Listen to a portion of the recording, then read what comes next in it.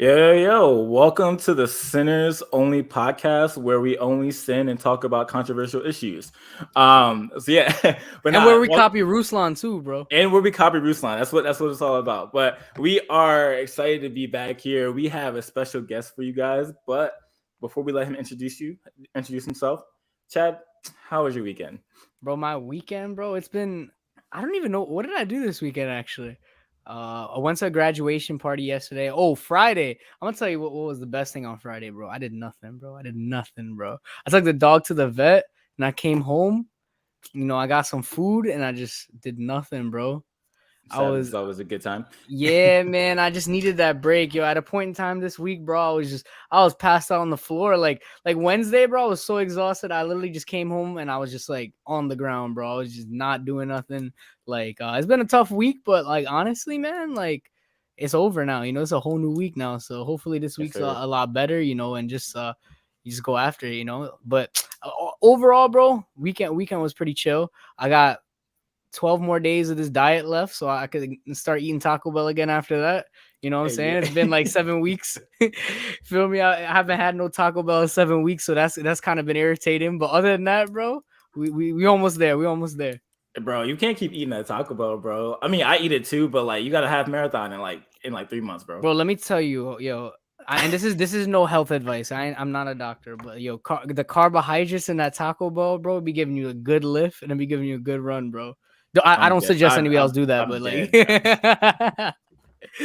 yeah, man. But how was your weekend, bro? How was your weekend?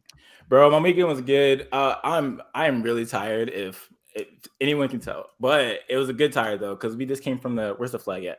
The Puerto Rican parade that happened today. That John was really fun. A lot of people. First of all, I was telling you this before we went live, but bro, this man Bad Bunny showed up out of nowhere, bro, and everyone went crazy, bro. Like I literally almost tripped like a couple people, bro, because they were just like sprinting past me, and I'm just like, yo. I mean, Bad Bunny is cool. I don't really listen to him like that, but my wife, like, she loves Bad Bunny, right? So like, I had to like sprint and like dodge people to kind of keep up with her because she was just trying to get videos of him and stuff. And I was like, you know, this cool. Bad Bunny, he's like that, So I'm not even going to hate whatever. Yo, But especially too with that album he just dropped, bro. It's straight yeah, fire, man. bro. Every song is a banger. I heard. I don't know. I don't know. A few songs I heard. I ain't hear the whole album, but from what I heard, it's pretty fire. Yeah, man. I mean, yeah, nah, but other than that, man, my weekend was pretty good, bro. I got in a really long run, and I ended up seeing CJ on my way back from the long run. So that That's was a God's timing. yes, sir. Like yo, it was a good little inspiration. You know what I mean? So, but yeah, my weekend was pretty good. But So yeah, man, we podding tonight. we are prodding tonight, We and it's live just from the dungeons of podcasting. hey yo. I mean, we missing Josh though, but that's okay. That man is working on his future pastoral duties, so that's all right. But we got a myth, a man, the myth, the legend, CJ here. We want to know all about you, but we want to know how's your weekend. The man, the myth, the legend is way too high of praise. But yo, it's good to be here with y'all. Thank you for having me on. Like you, I am very tired. My weekend has been full. Friday night, I went to a comedy show. Mm. I didn't get home until like 2 a.m., which Oof. for the grown folks in the audience, they understand that when you are of my big age, being outside after 9 is a problem. Mm. Saturday, I bumped into you. I did a lot of writing Saturday.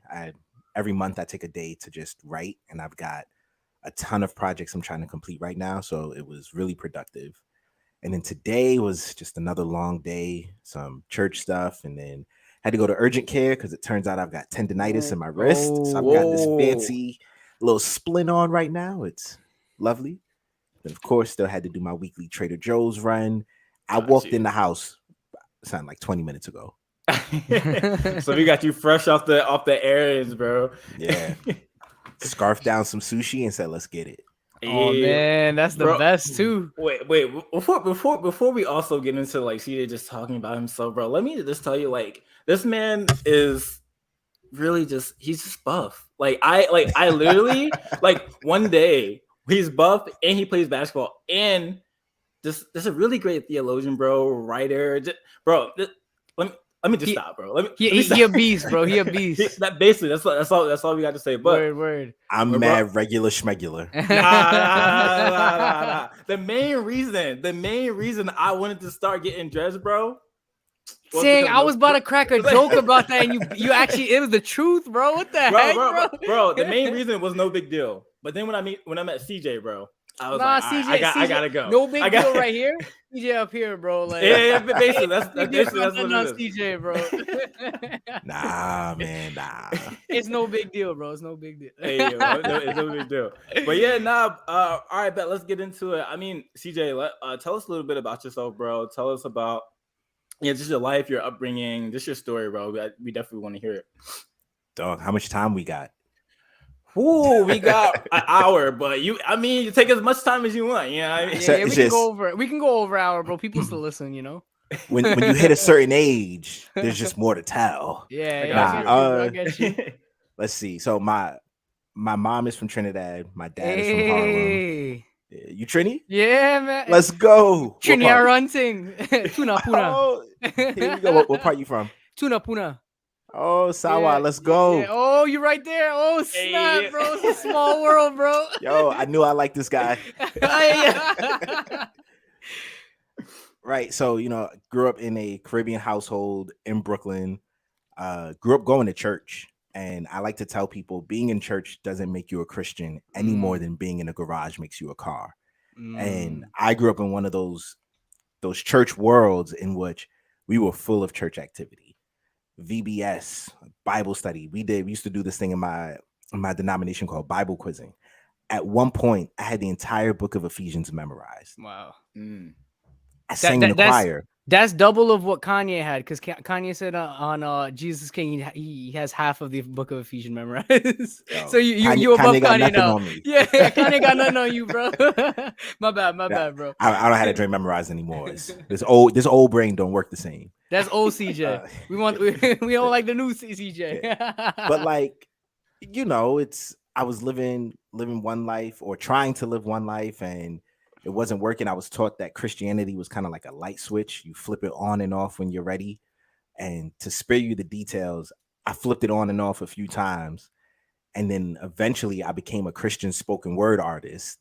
And I was living one life on stage and another life off stage. And I was dying inside. I was constantly wrestling with that, constantly trying to figure out, why can't I get this right? And I realized, or I learned, it was because there was no change in my heart. So I ultimately end up at this conference, Eric Mason and Matt Chandler. I'm locked in a room with them two dudes for 8 hours. If you're familiar with who they are, you know that if you are locked in a room with them for 8 hours, you coming out different. Yeah. It don't matter where you are in life, you will not be the same in the end. And so in the end, Matt Chandler he lays out the gospel. And the most powerful part for me was, he goes, we're not Christians because it's the right thing to do. We're not Christians because our parents are Christians. We're not Christians because it's the best option amongst many. We're not Christians because of our church activity. And he named like 3 or 4 more things. Everything that I would have said is the reason that I'm a Christian. He said, nah, that's not it. We are Christians because of who Jesus is and what he has done. And so that was April 10th, 2010. I became a believer. Wow. So I kind of become a believer with a head start though, right? I got 22 years of church under my belt. I was a Christian spoken word artist. I was a leader in my church already. And so the acceleration was kind of quick for me. And I end up going to seminary just 2 years later. Got an MA, not an MDiv, because student loans are the devil. And so rewind, I started my career in finance. I went to college for finance, became a believer a year into that, very quickly figured out that wasn't for me. And so that made me make the transition into working for a missions organization for a couple of years. And now I don't know, I do a lot of different things now. Writer, speaker, podcaster. I founded my own nonprofit. I'm doing a lot, but we can get there. Yo, Elijah said before the podcast he's trying to be like CJ, bro. I'm trying to be like CJ now, bro. Yeah, I'm trying to be like CJ, bro. Nah, man, aim higher, man. Aim higher. but yeah, nah. Like, thanks for sharing your story, man. And yo, it's crazy. Like when you do get into a room with Dr. Eric Mason and then Matt Chandler, like it. Yeah, you definitely not leaving. You definitely not leaving the same, which is crazy. And so, Both beast in the faith, like really, yes, really, sir. really So powerful men of God. this was Matt Chandler post brain surgery. Oh So wow. Oh, this was on fire. I just got another shot at life. You gonna get this work, Matt Chandler. yeah. Yo, that's crazy. So speaking of just like I guess your transition, being a Christian now, and obviously like from your journey up till now, right? Like, what has been your experience as like a black or a Christian black man? Like, what's that experience been like for you? All right, because I mean, we're heading into that direction eventually, right? So it's like, Yeah. what's that experience been like for you? Yeah, just unpack it for us. Lige, when you ask that question, do you mean like in Christendom or in the church specifically? Like what do you mean by that question? All of Yeah. it Okay. in the Okay. church, Gotcha. in the world, or in America, all of it. Yeah. Yeah. So let's go complex racial history. So the nonprofit that I founded is called Labor Forward, and the purpose of Labor Forward is a better teaching of Black history. It is to correct what Howard French would call the erasure of Black history. And so as I tell this story, you'll kind of see like where I'm going with that. But I grew up in what is literally an all Black world. I didn't meet my first white person on a peer level until college in North Carolina. And there is a reason that everyone in my neighborhood looked like me, that everyone in my schools looked like me. That is the direct result of racialized policies that herded all Black people into specific areas, not just in my city, in cities all over this country. So I grew up in an all Black church, in a Caribbean church, which is also interesting because when people talk about the Black church, my experience does not jive with that because they're Mm. usually talking about the Baptist Black church or the Pentecostal Black church. And I grew up in a Caribbean church of the Nazarene. There is no home for us. And it's kind of a theme of my life, just being a bit of a nomad, bit of a third culture kid, just not having a direct home.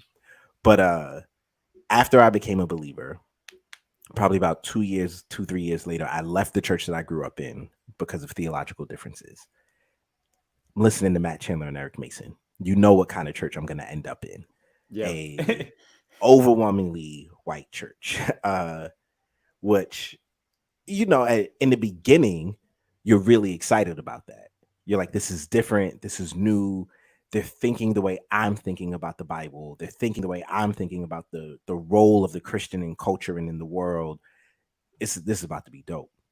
Now, for me, because what I often hear and see and experience a lot from Black people within the church world who are dealing with a lot of church hurt, specifically with white people, is they'll say things, they'll tell their stories, and you'll realize that a lot of their trauma with white people didn't start in adulthood.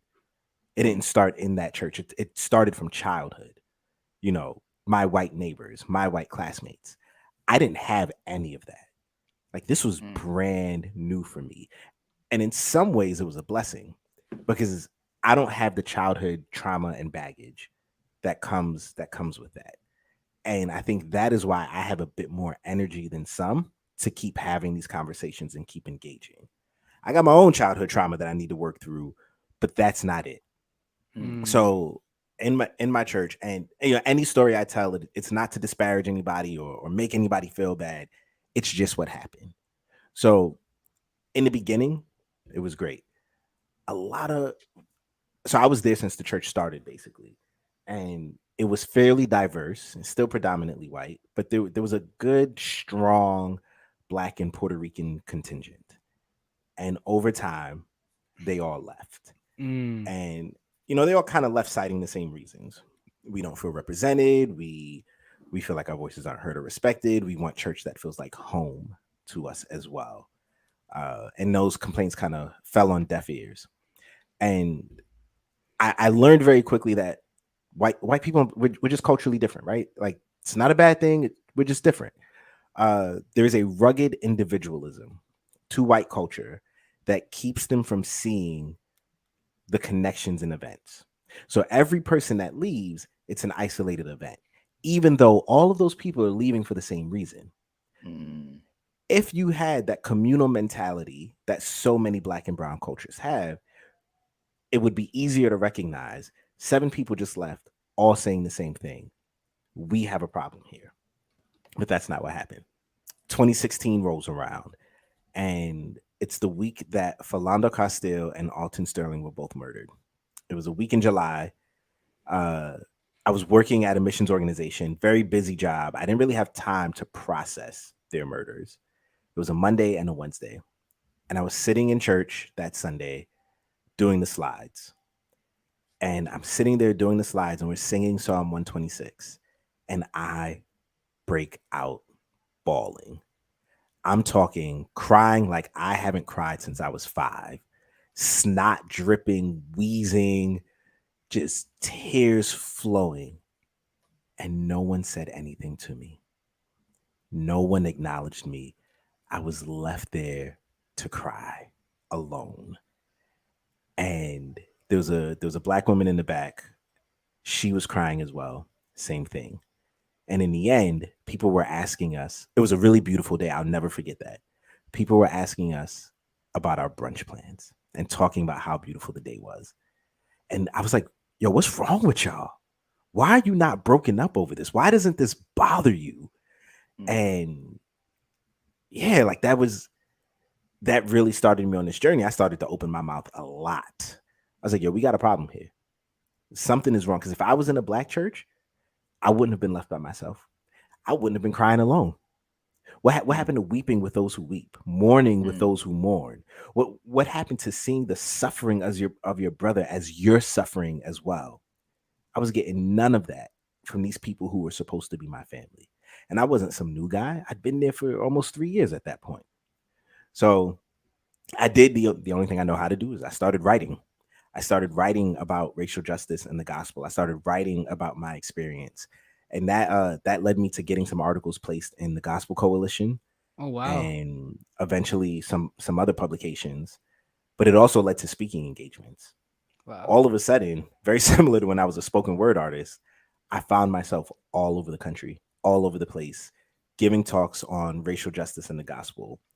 Usually in the Midwest in the winter, which is, as a Trini boy, I'm not built to be that cold, man. Like I feel you with that, bro. I was in North Dakota in minus 10 degrees. Dog. Here's how warped that is, though. The day I got there, it was negative 10. The day I left, it was 0 and sunny. And I was like, oh, it's actually nice out.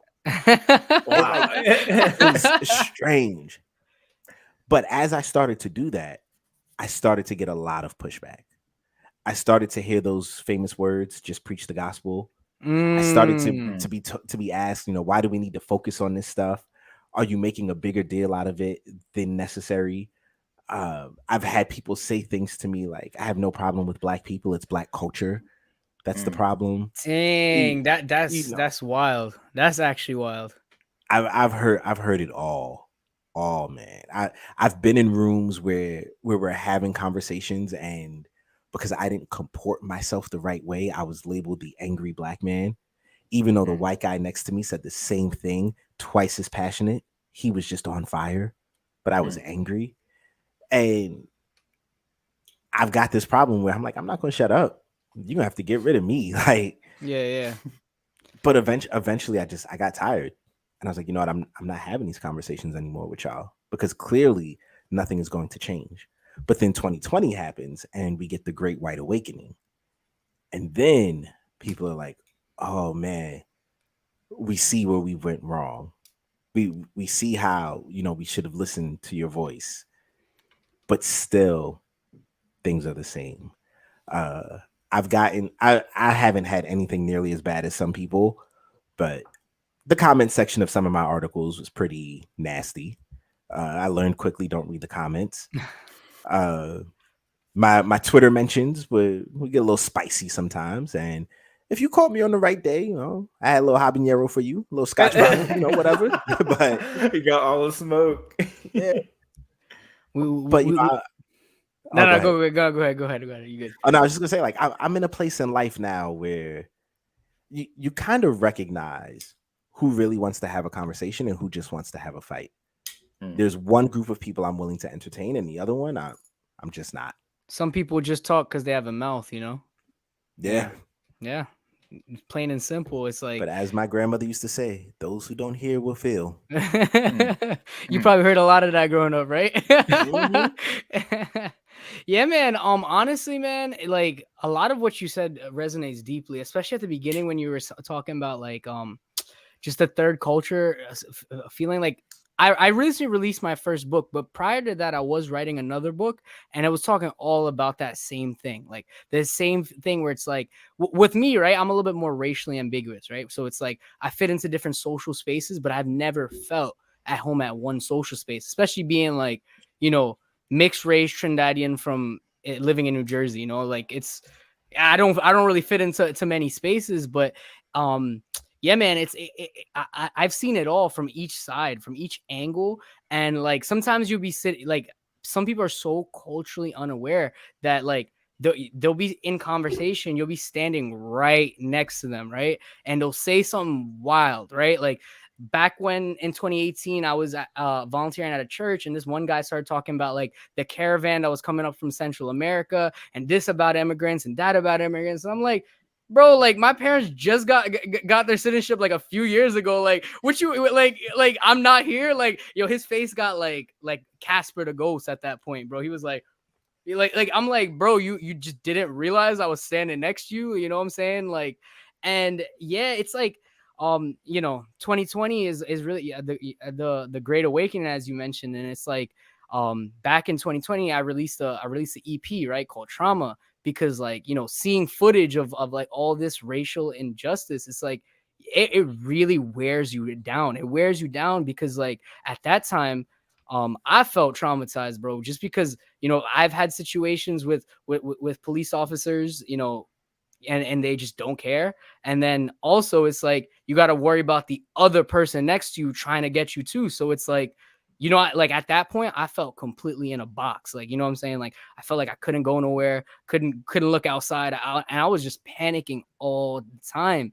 So it's like, yeah, man, a lot of stuff happened, and it's like the church a lot of the times it's just like they're quiet, and when somebody does speak up about it, it's like, oh, I want to change churches. Oh, I don't want my pastor talking about that. Why are we, as you said, we should just preach the gospel. And it's like, I don't know, man. I feel like it's like that's just a lazy answer to it. You know what I'm saying? Like So Yeah. lazy. Jesus Yeah. didn't say, oh, go preach the gospel onto all the world, and just leave the Samaritans there. You know, Jesus talked to Samaritans in his lifetime. You know what I'm saying? And like that right there is racial struggle at the time, right? So it's Yeah. just crazy because like it's like kind of like a repeat of like the church history. I was telling Elijah today, like, you know, back in the early 1900s, like, you know, the rise of like liberal Christianity from the perspective of like the what did I say, the Enlightenment, right? Like, you know, people are super enlightened.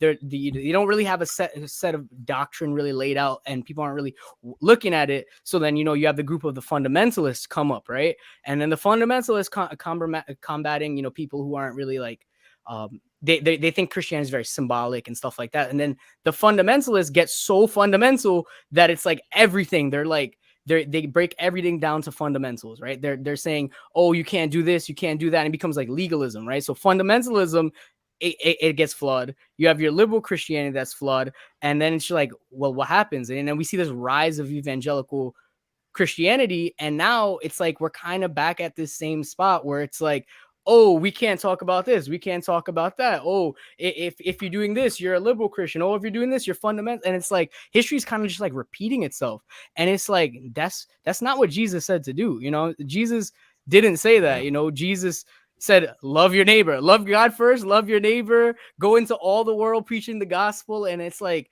I'm, you know, I'm just, I feel like everything you said really struck with me. What you said, yeah, yeah. I just want to say that. I think it's assuming that the gospel doesn't speak into that to the area of racial injustice and racial conversations, right? I think there has been what I've noticed, right, is that we can preach the gospel and talk about like the complexities and have apologetics for all these different things like abortion or LGBTQ or whatever, right? But when it comes to racism and stuff like it, that we just have to preach the gospel. It's like we can't talk about it, and it's in its complexity and specificity, whatever. Like it's like you just can't. No, I got it, but not, it's just like weird. It's just weird to me. Like, and I'm thinking like, okay, bet like, okay, we're preaching the gospel, but the gospel speaks to this issue, right? We go to the end of Ephesians 2 that most people don't like to read past, right? When it talks about Jew and Gentile, Jesus breaking down a wall of hostility because we know that Jews had ethnic hatred, racism towards Gentile people. And then it talks about how Jesus brings both those people together, being one in Christ. I'm just like, okay, like, so we just gonna skip past this whole section right here that just like, you know, But speaks to this issue. let me ask you a question, right? What's up? I've heard a lot of people on the opposite side of the argument using that specific scripture for, they're like, we're one in Christ, and then they just ignore all the racial implications after, you know? Yeah, I think it's just like for them assuming that being one in Christ, it removes all the hatred and also kind of culture that people that can be celebrated in a God honoring way.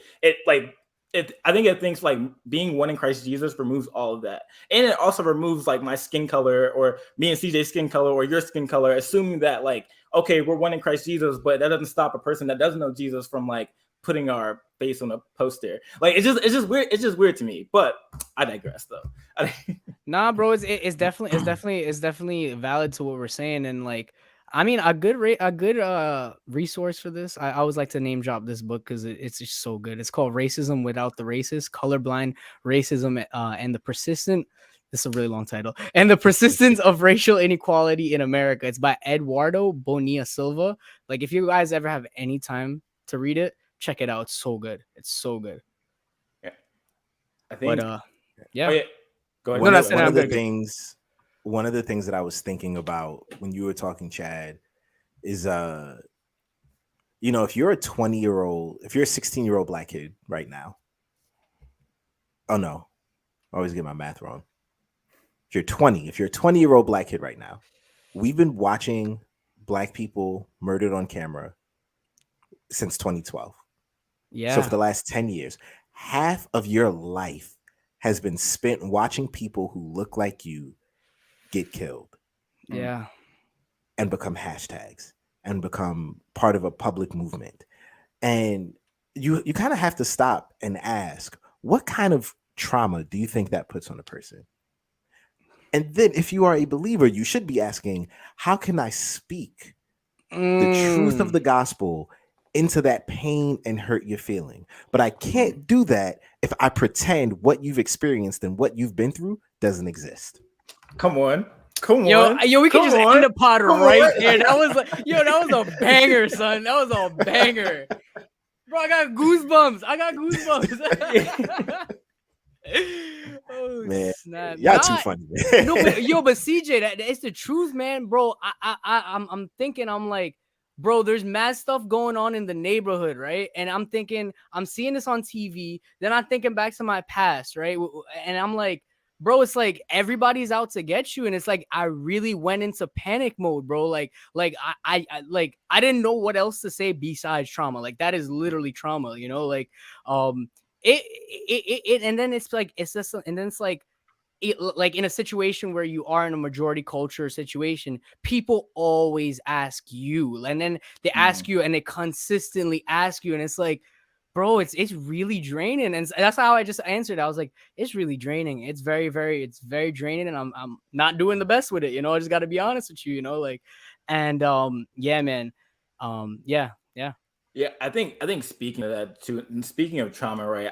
I definitely, I mean, it could be a quick thought too. Like, I just want to get your reaction to like to the Buffalo shooting that happened like a few weeks ago now, bro. Because like I think for me, like I think being a black dude, right? It's just like my wife, like she was watching a video, like a live video, or not live video, but of the dude like going into the supermarket and then pretty much just doing what he did. And like I didn't get past like a millisecond of the video, but I was just like, I had to tell her like, yo, turn this off. Like I cannot see like another black person get killed on camera. Like it's just like, I think for me that was like my breaking point where I'm just like, I just can't deal with this anymore. Right. I can't, like, I don't know how to really function right now, especially like, cause it's like, this was like a random attack in a predominantly black neighborhood. And it's like me and you, CJ, we live in a predominantly like black neighborhood, right? So it's like someone coming into our neighborhood and then pretty much doing the same thing. And like, honestly, it got me scared for a few weeks. Look, I'm a little better now, but like, what's your thoughts on that, bro? Like, what have you been thinking since that has happened? Man, I'm gonna be honest with you. When it comes to these things, I'm so numb at this point. It's just, it's like, all right, another tragedy. And that's it. When Buffalo happened, it was a Saturday. I have no idea what I was doing that day. But so I've got 3 babies. So my brain just doesn't work. Like, it's just dad brain all the time. But the next day I was actually preaching up in Albany, which is also upstate New York, but it's like a couple of hours from Buffalo. And as I finished preaching, that's when the details started to come out. So at first I had just heard another mass shooting in Buffalo, and I'm like, oh, that's so trash. And then the next day I hear, oh, this was a racially motivated attack. This kid was radicalized online. He drove across the state, because Binghamton and Buffalo are not close to each other. He had to stop and get gas at least once. Like, so it just shows you like the premeditated evilness that was living in this kid's heart. And I was just like, that is so trash. Yeah.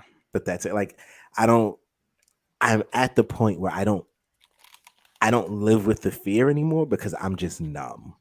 Like, it's almost just like a callus. Like, I don't know what it's going to take, but there's going to have to be some digging away in my heart and mind for me to get to the place where I'm shocked. Yeah. Like, because we didn't even get the chance to process Buffalo, and then Uvalde happens. And most people didn't hear about it, but the day after Uvalde, actually, Buffalo happened. The next day, there was a shooting at a church in California. And then Uvalde happened. And then the day after Uvalde, this kid in Dallas tried to go into his school to shoot it up, and they caught him before he could get in. Like, this is almost just normal life here. Yeah. And it's sad that I can hear about a shooting and go, oh, only 2 people died? That's crazy. What's for dinner tonight? Like, it's just become so routine. Yeah. No, that's this like speaks into earlier what you were talking about, and it's just like, in your story, it's like, and then Christians have the audacity sometimes to be like, oh, why does this matter? Why does this matter? Like, oh, preach the gospel. And it's like, bro, it really affects people, because I think about it this way, right? I have a mother that is black, right? I have a brother, same genes as me, but like, obviously he came out more with the African descent than I did. But, I think about them and I'm just like, bro, like this could be, God forbid, this could be my mom, my brother, my uncle, you know what I'm saying? And it's like, bro, like, you don't think that affects me? You know what I'm saying? Like people literally think like, oh no, you shouldn't worry about it. Oh, it's going to like, no, like, this is something I think about, you know what I'm saying? I think there's people I know that this will affect me, like, so yeah, man, it's like, I feel like us as the church, bro, we really gotta lament with people who, with people that need to be lamented with. We gotta weep with the widows. We have to be there with the orphans. Like, we have to be there with the people in prison. Like my mother-in-law started a whole ministry with the prisons, and she believes a lot about that. But like, basically, yeah, man, we really got to be with the people that are suffering, and we should be lamenting with them. Like, there's a scripture somewhere, I think it's in Isaiah, it described Jesus as someone you wouldn't even want to look at. And man of when sorrows, acquainted with grief. He was it's on the tip of my tongue, but basically, like, he wasn't anything to look at. Yeah, basically. And it's just like, I think about that, and it's like, if Jesus walked down the street today and I had no idea how he looked like, would I just let him walk past? Would I or would I, you know what I'm saying? Like, and it's like, you think about it, he didn't go to the people that were like the Pharisees and the high people and the government. He went to the widow, not to the widows, the prostitutes. He went to the tax collectors. I said this a few episodes ago. It was in an Andy Mineo song. Jesus walked on water, but he sat with sinners. And I think that's so powerful, man. That's exactly how we should be. We should be sitting with the people that other Christians don't want to sit with, you know what I'm saying? And talk to them, listen to them, lament with them. Don't just say, "Oh, I'm praying for you." No, be with them in that moment, Yeah. But man, you could hear the passion in my voice. Let me calm down. Let me calm down now, bro. We need that, because I shouldn't exist the way that I do. I shouldn't be numb to this. I should be feeling more like you, but I'm just so tired. I feel you, bro. I feel you. And that is a direct result of our inability to take these things seriously, to care for the plight of people for real. Yeah, no, that's real. I think to lead with that, right? Like when these things happen, right? And when stuff like Buffalo happens and like it's a racially motivated incident. And I think me and Chad were talking about this last episode, and we saw like people saying like, or I saw like, oh, like, there would be like conservative, like evangelical white Christians or conservative people saying like, hey, like this happened, but don't let the media turn it into a situation, like turn it into some type of situation. I'm just like, white kid with a racially motivated reason to kill black people went and killed black people. How can the media turn this? Like, you really can't turn it. They really trying to politicize something that happened, man, and say it's a fairy tale, bro. Yeah. And so and then with that, right, like you see people get divisive, and it gets polarizing, right? And just like speaking of like starting a race war, everything like that. But I have to say, like, why do you think like when we have conversations like race, right, and topics around it, why do you think people get so divisive and polarized around it? Man, it's a lot. Yeah, there's a lot of reasons for that. We live in an ever increasing polarized society, one in which I don't think people even believe what they say anymore, and it's just, this is what my team says, this is what my team believes, I'm riding with the team. So I think one of the worst things about where we are as a society right now is we don't understand what it means to respectfully disagree. And because we don't understand what it means to respectfully disagree, what we do is we take the other side and we label the other side as evil. And if the other side is evil, then that justifies anything I want to say or do or how I treat them. Because what do we do with evil? We don't engage evil. We stamp it out. A good example of this is Pastor Greg Locke down in Tennessee, who, it was either last week or the week before, went on this epic rant in his sermon talking about, if you vote Democrat, you're a demon, and the gates of hell will not prevail, and you all abortion loving, like my man's went off. But the key thing he did there was he said, if you vote Democrat, you are demonic. Therefore, whatever I say about you, whatever measures I take against you are justified, because we don't engage evil, we stamp it out. And we live in a time and place now where you just have to go with what your crowd says is right. And so rather than applying nuance to issues, we retreat into our trenches and we volley the worst sorts of accusations against people simply because they disagree with us. Lack of nuance. Yeah. Lack of nuance is it's a real thing. It's a real thing. Yeah. Dang. That's the whole point of this podcast. So I'm glad we talking about it. Yeah.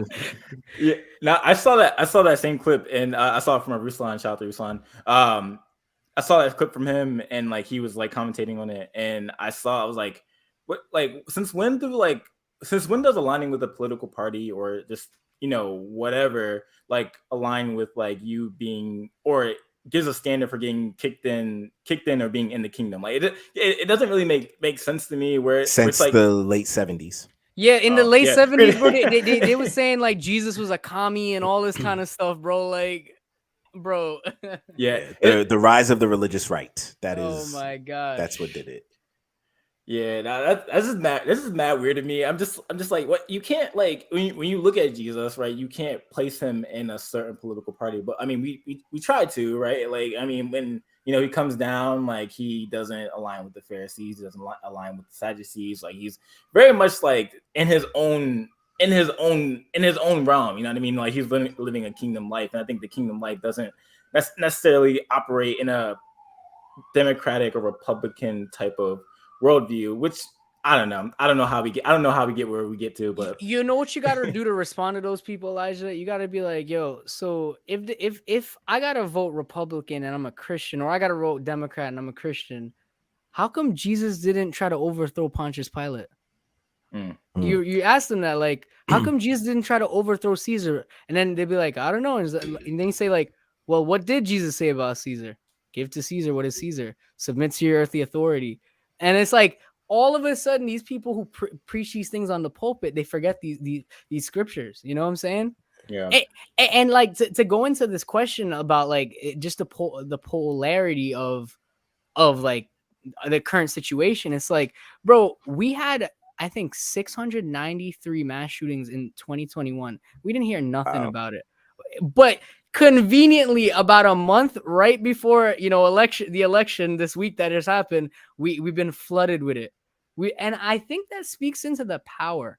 Now, I'm not saying anything other than the fact that there's a power in this media. Like the media can shape whatever they want and say whatever they want and create whatever argument we want. And again, with a lack of nuance, it's like it's just a binary argument, Yeah. One of my favorite quotes is from another Tennessee pastor, Scott Sauls. He says, "I'm too conservative for liberals and too liberal for conservatives," said anyone following the whole Jesus. It is a direct call to not live in that binary because, again, there is nuance. I think, and this could be controversial for your listeners, but I think the historic Orthodox Christian position is pro-life, and that's pro-life womb to tomb. So conservatives, you can get mad at me too, but it's pro-life, and marriage is between a man and a woman, right? So automatically liberals are upset with me. But I can also look at conservatives and say pro-life means not taking away healthcare from 20 million people. Pro-life means not trying to profit off of the imprisonment of others. Pro-life means not taking taxes away from the rich and dumping them on the poor so that they can have more. We can go down the line of, political theory and different issues. And I think as a Christian, if you're really honest about what we believe scripture says, there's no way you can find yourself at home in either camp. And those are just like the easy issues. There's plenty of gray. The Bible says nothing about the size of government, which is a very big issue for conservatives. Limited government, basically take care of my sewage and police, and that's it.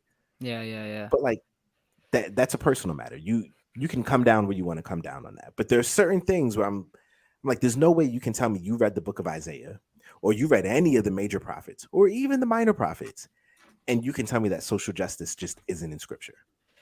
Yeah. Or you want to argue with me about socialism as though God didn't say to the people of Israel, 1, forgive debts every 40 years. 2, there is a whole third of your land that you are not allowed to reap from. Not a third, I think it was a tenth. A tenth of your land you're not allowed to reap from, so that the sojourner, the widow, and the orphan can have food. Do we conveniently just skip over those passages? We got somebody on that know their Bible. Bro, I wish I had the button, bro, to press right now. We're Funk Flex when you need them, bro.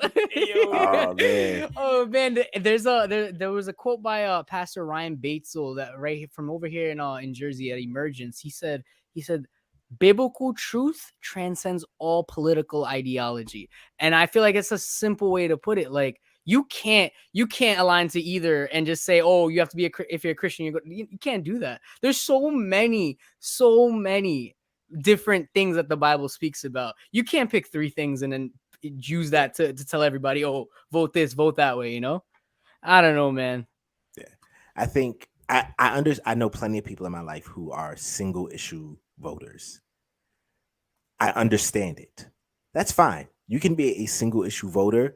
I may not agree, but I get it. But you're not allowed to be a single issue Christian. And I think that is where so many people go wrong, where they think my entire Christian life and witness is on this one thing.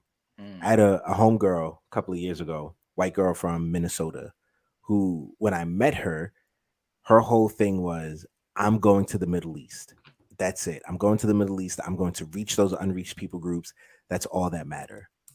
And I had to sit her down and I go, you don't get to have some far off dream while you ignore the people who are right in front of you. Because at the time she had no care for racial issues in America. Like that wasn't her thing. It's not her fight. And she's a white girl from Minnesota. She doesn't have to care. But I'm like, you, especially knowing what I know now about Minneapolis, which is a city that I produced a podcast about. We could talk about that later. You don't get to ignore what's happening right in your backyard because you've got some dream over there. The Bible has no category for that. Jesus doesn't say, go preach the gospel everywhere else, but ignore your neighbors. Love God, love your neighbor. Those are the first two right there. We potting tonight, bro. We Bro, potting, yo, son. come Come yo, on, come son. on, We come on. potting. Yo, we ended right there. Nah, but that's like, but yo, what is crazy is that like a few years ago, I got this same like, I guess sentiment, right? Where it's just like you see these people, right? Like, just like they go overseas and like they do mission trips, they do short-term mission trips, not necessarily maybe preaching the gospel, I don't know, but mostly they're just building churches or just touring the country that they're in. But I'm just like, but like there's stuff happening here, and like I get that you like, yeah, preaching the gospel like to every person, like I think that's important, that's the number one thing, right?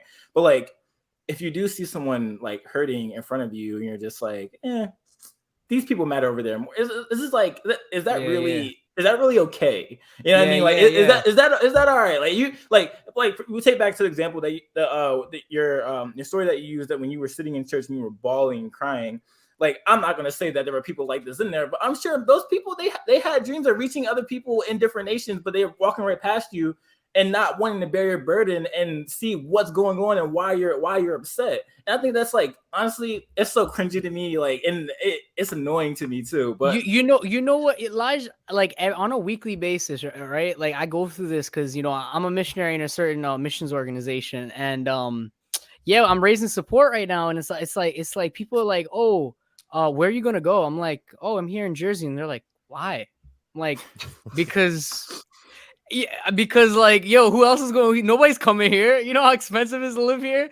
I'm like, there's nobody that is gonna come and speak to a kid that looks like me. I'm just be honest, you ain't nobody from Dakota or Texas coming over here to talk to somebody that look like me. It's just not gonna happen. You know what I'm saying? Like, and I know a lot of people aren't gonna go to the same places I'm gonna go to do missions, right? Like I've done missions, like in places that, like, it's difficult to do missions and it's like I have that unique skill. So why am I going to go, overseas when there's people here that have never professed Jesus. They don't know Jesus. They don't know they don't know what the gospel is. And it's like, people need it. People right here need it, yeah, bro, I think the excuse is probably like because America is kind of quote unquote maybe a Christian nation, that like there's really like that America is evangelized, so you need to go somewhere else. Which that's not true. But I do want to speak on like, I kind of like, CJ, I want to know your thoughts like on the, and this is where we might get in trouble, but it's okay. Like the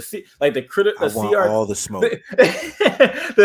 We've been trying to talk about this like the CRT social justice type of thing that people like to frame like certain people, and like when having these conversations, and like I think everyone's been lumped in together, right? Where it's like, if you're aware of things happening to certain people of color, right, then you're automatically labeled like a critical race theorist, like Marxist social justice warrior. You're quote unquote woke, and like people are using the term woke in a weird way that wasn't even meant to be using like, I don't know, it's just weird. So I want, like, can you speak to that? Because like it annoys me. It annoys me so much. But yeah. And critical race theory is the boogeyman that is used to not have to talk about real problems. That's ultimately what it comes down to. people want to argue about critical race theory being taught in schools, and I'm like, hey, that's like a second year graduate school law course. Shut up. Teaching history is not critical race theory. And don't tell me that you are trying to protect the fragile feelings of your white students, where your very same textbooks, Texas, are teaching that black people came here as indentured servants. Not they were uh, captured, kidnapped, villages were burned to the ground, sold into slavery from the western coast of Africa and brought here, packed like sardines, where a whole lot of them died on that middle passage voyage. Don't tell me they came here as indentured servants, because that's not what happened. Or our classic one is all throughout the South, you've got these states that are teaching that the Civil War was about states' rights and not about slavery. Which for me, I'm like, we have primary sources. That's my main thing. I'm like, you can just read people's words, and pretty much all of the articles of secession said we're leaving because we want to own people, and the North is getting in our way. Like, don't tell me that critical race theory is the problem. But America you as know, a whole, CJ, a lot of these people who are against critical race theory, they don't even look at the source material of critical race theory themselves. they don't look even at know the what it is. Yeah, they look at the original critique of critical race theory. So how do you even know what it is if you're not looking at the primary source? You know what I'm saying? Here's the problem. People know buzzwords. The average person who is upset about critical race theory can't tell you what it is. They can't tell you what Marxism is. They can barely define socialism. They can barely define communism. All they know is those are the bad words. And if you say the wrong things, you are in that category. And it's just dumb. It's we potting tonight. Let's get it. It's intellectually lazy. It is spiritually dishonest. And people just need to grow up. This is a plug for Labor Forward too. So if y'all want to hear the true history, man, tap in with Labor Forward. Sir. Word. Like, yo, we have a course. It's called Miseducated, Reteaching 400 plus years of Black history. You could check that out. I have y'all do video, right? Yeah. Right. So I just happen to have it in my bag. Black History calendar. Let me see. That virtual background messing me up. Can we get it? Come on, virtual background. We getting bits and pieces. We'll put it in the description. Yeah. We get bits and pieces. But Black History calendar is called Kings and Queens Dream. It's 365 days a year, different person, place, thing, event in Black history. Check out the podcast, the Labor Forward podcast. Season 1 is called Minneapolis Burning. It follows the story of Spike Moss, a man who has been an activist in Minneapolis for the last 60 years. All of that is to say, when we learn about Black history in this country, and so this is why I'm so big on a proper teaching of Black history, we could have an actual conversation about critical race theory. But I'm just talking about just really teaching Black history. We learn about slavery, the civil rights movement, Rosa Parks, the little old lady who wouldn't get up, which she was only 42. 42. The closer I get to 40, the more offended I am that I was taught that she was this feeble little old lady. Because I feel young and vibrant. Yeah, man. And she was young and vibrant. And then we learn about Martin Luther King. And I'm guessing kids today learn about Oprah and Obama. So that's slavery, civil rights movement. 3 people, 2 events. That's it. The civil rights movement alone, you can talk about the Highlander School. You can talk about Ella Baker. You can talk about Fannie Lou Hamer. You can talk about Ralph Abernathy, Medgar Evers, A. Philip Randolph. I can go on and on and on, but we don't. We try to limit Black history to as little as we can, as though this country would be what it is without the work of Black people. Between slavery, the inventions that Black people have created in this country, to our contributions to the culture of this place. You know, food got seasoning because of us. Right? Yes, sir. England went and tried to colonize the whole world, all these spices, and didn't use a single one of them. Come on, son. Like, oh my god! But it is this intentional erasure of Black people from history that is a psychological tactic used to keep us in the depressed positions that we find ourselves in this place. Yeah, no, honestly too, because like again, buzzwords, right? Going into buzzwords, like the CRT, right, is basically the teaching of structural inequality in all systems that have arose in America, right? So it's almost as if you're saying you're saying that this is something that's extremely wrong and this and that. It's like, so teach half the history, teach that the FHA didn't exist, teach that the GI Bill didn't give out to Black and minority people, teach 99% of FHA loans off that GI Bill went to white people. 99%. Teach that the interstate system didn't cut communities in half and create red line. Like to me, it's like, bro, I made this whole thing on LinkedIn. I just went all off. I was like, I don't need nobody's job. I don't need nobody's help. Like, let me tell you, I'm just tired. I'm tired of trying to fit into y'all structure because I came up the way I came up, and that's really it. But like at the same time, bro, it's like, yeah, these things actually happened relatively recently. Like, to not teach these things in school, it's like you're literally teaching half the history. There is not a single, and because now we talk about the effects of all these things, right? There is not a single quality of life metric that you have in which Black people don't come out on the bottom or near the bottom. And so you look at that and you have to draw one or two conclusions. One is, all right, Black people are just inferior, or they're lazy, or where they are is their fault, or something happened. Something was put in place. Systems were created to put people in this position. And I think just a quick cursory read of history will show you it's not the former. Yeah. No, that's real. I think probably like, someone's response to that. I can hear it now, being like, hey, like, we're not back in those times anymore. Like, you guys have like a whole bunch of advantages now. You guys just have to work hard and pull yourself up by your bootstraps. And it's just like bootstrap mentality. It's not that's not how it works. You know what I mean? Like, you could be the most like, I don't know, you could be the most educated and this Black person ever, and it's just like it still doesn't work for you like that. You know what I mean? But some people would like to think it does. Whatever. It's like you started on third base, you've rounded the bases twice, you're up 7-0, and then I don't even watch baseball. That's a terrible analogy for me.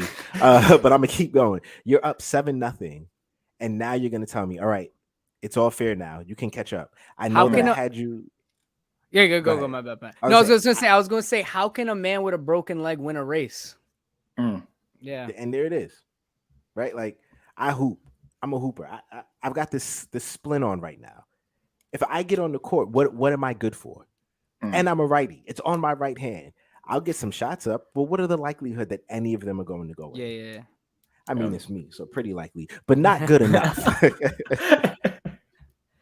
Dang, so when I pop out to Brooklyn, I gotta take them ankles, bro. Say no. Good luck. Hey, yo, I'm good luck.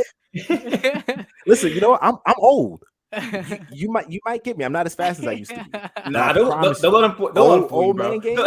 Bro, I put you in a post. So honestly, I used to be nice, bro. I used to have a shot. Now all I can do is take it to the post, with the hands and everything. I used to have a nice shot too, but it's not there no more. I don't know what happened. The only thing I have left is my size and my shot. That's it. Yeah. I can't dribble anymore. I can't stay in front of these kids anymore. It's rough, bro. And here I am, just a runner struggling to make a layup. But it'd be like that though. But yeah, we got a few more minutes left. And CJ, before I guess we go off, like, I guess how, like, this last question, like, how do you think, like, as Christians, like, going forward, for white people and people of color, like, just how can we go forward in reacting or talking about this subject in a way that, like, it won't be like as sensitive or polarizing to people? So one thing I do want to say is this will always be a sensitive subject, probably, till Jesus comes back. Yeah. That shouldn't be a reason that we shy away from it. Another thing I want to say is, I know, look, I'm blackity black. I'm from Brooklyn. I'm Caribbean. I get it. Sometimes I need my wife is white. but sometimes I'm like, I just need to be in a black space right now. Mm. But there's a very big trend that is concerning to me of Christians, black Christians, who are like, I'm sick of y'all white people. I'm going off. I'm doing my own thing. We don't need y'all. Don't come near us unless we deem you to be an acceptable white. That is not okay. That does not. Yeah. That does not display the gospel any better than what they did to us. Yeah. So I will never in my life be like, that is the answer. Now, I understand the need for black spaces, the desire for black spaces, why black spaces are good, but they cannot be our only. And we cannot say that only the acceptable whites are the ones that we can spend life and do time with. As I mentioned earlier, I didn't grow up with white childhood trauma. So maybe I'm speaking from a, I guess, privileged position in which everything that's happened to me has happened in adulthood. But I still think that the call of the gospel even has to take priority over our hurts and pains. Mm. And we have to figure out what it means to live that out in a healthy and safe way. But we can never completely close the door. When I read Revelation 7 and I see people from all tribes, tongues, and nations worshiping the Lamb, I know what that is. That is the future. That is how the story ends. When Jesus prays on earth as it is in heaven, and we get that picture of heaven, is that what we're praying for when we say that as well?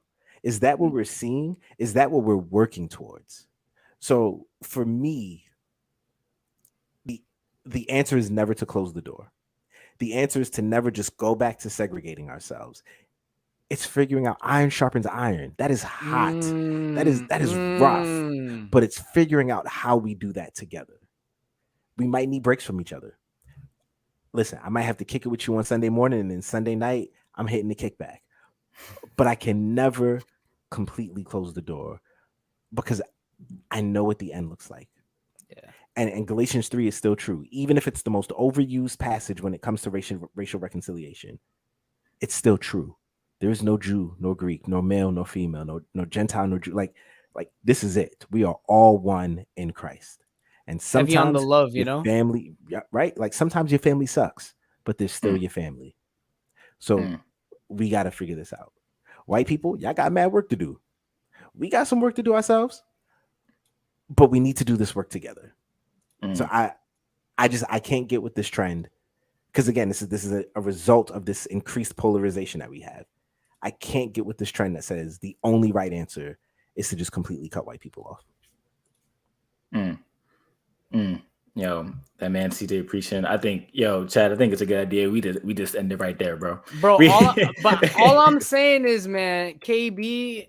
This is my message to you. We got CJ first, bro. So if you gotta pay us some royalties if you want him on here. That's all I'm saying.